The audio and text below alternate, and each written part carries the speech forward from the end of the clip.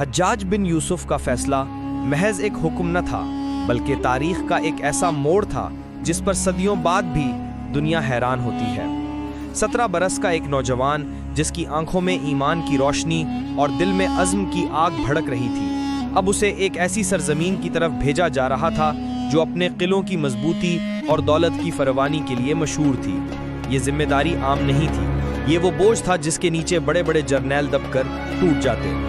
محمد بن قاسم نے جب یہ ذمہ داری قبول کی تو اس کے بعد لمحہ بھر کا بھی توقف نہ کیا۔ جیسے ہی حجاج کے الفاظ اس کے کانوں میں پڑے، اس نے اپنی زندگی کا ہر پل اس مقصد کے لیے وقف کر دیا۔ اس کا وجود ایک عہد بن چکا تھا، ایک وعدہ جو اللہ اور اپنے مظلوم بھائیوں سے کیا گیا تھا۔ چند ہی دنوں میں تیاریوں کا آغاز ہو گیا، لشکر کی تشکیل ہوئی۔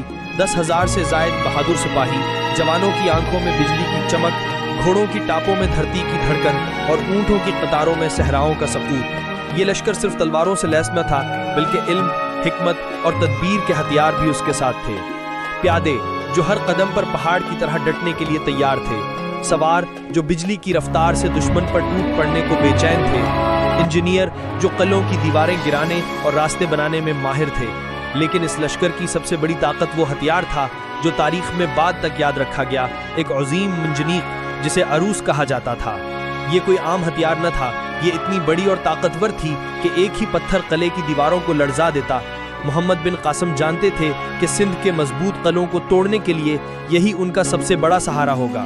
بالآخر وہ دن آ گیا جب لشکر تیار تھا، صبح کا وقت تھا، سورج کی کرنیں دھرتی کو چھو رہی تھیں، ہزاروں سپاہی قطار در قطار کھڑے، گھوڑوں کی باگیں کھینچے ہوئے، اونٹ سامان سے لدے ہوئے۔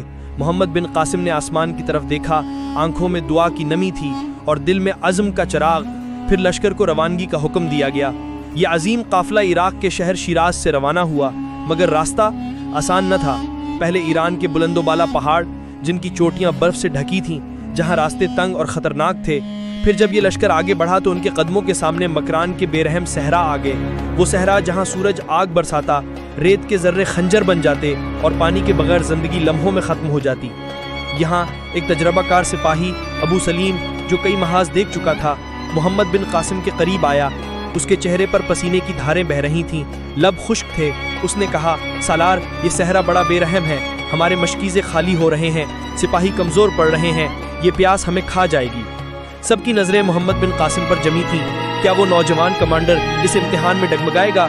مگر محمد کا چہرہ سکون کا آئینہ تھا، اس نے ایک لمحے کو بھی خوف ظاہر نہ کیا۔ محمد بن قاسم نے فوراً اپنے جاسوسوں اور راستہ جاننے والے ماہرین کو آگے بھیجا۔ اس نے اپنے دستے کو حکم دیا کہ زمین کے نشانات دیکھو، پرندوں کی پرواز کا جائزہ لو، کیونکہ اکثر پرندے پانی کے چشموں کے قریب بسیرا کرتے ہیں۔ اس نے سپاہیوں کو حوصلہ دیا، یہ صحرا چاہے آگ برسائے مگر ہم نہیں رکیں گے، ہم اللہ کی راہ میں ہیں، یہ پیاس ہمیں جھکا نہیں سکتی۔ یہ الفاظ ایسے تھے جیسے پیاسے ہونٹوں پر شبنم کی بوند۔ سپاہیوں کے دلوں میں نئی جان پڑ گئی، ہر ایک نے اپنی کمر کس لی اور یوں لشکر آگے بڑھتا رہا۔ محمد بن قاسم صرف ایک جنگجو نہیں تھا، وہ ایک قائد تھا۔ وہ اپنے سپاہیوں کے قریب جاتا، ان کی حالت دیکھتا، ان سے بات کرتا، انہیں اپنے ہاتھ سے پانی پلاتا۔ اس کی قیادت پر سپاہیوں کا اعتماد بڑھتا چلا جا رہا تھا۔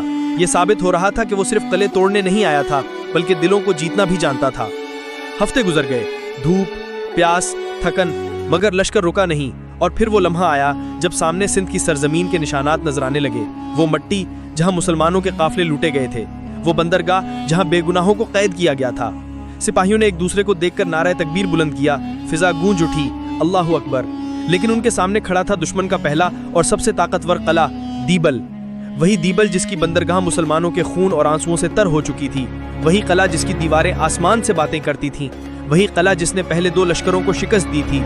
اب سوال یہ تھا، کیا محمد بن قاسم کی عروس منجنیق ان دیواروں کو توڑ سکے گی، یا یہ مہم بھی صحرا کی لیت کی طرح وقت کی آندھیوں میں بکھر جائے گی؟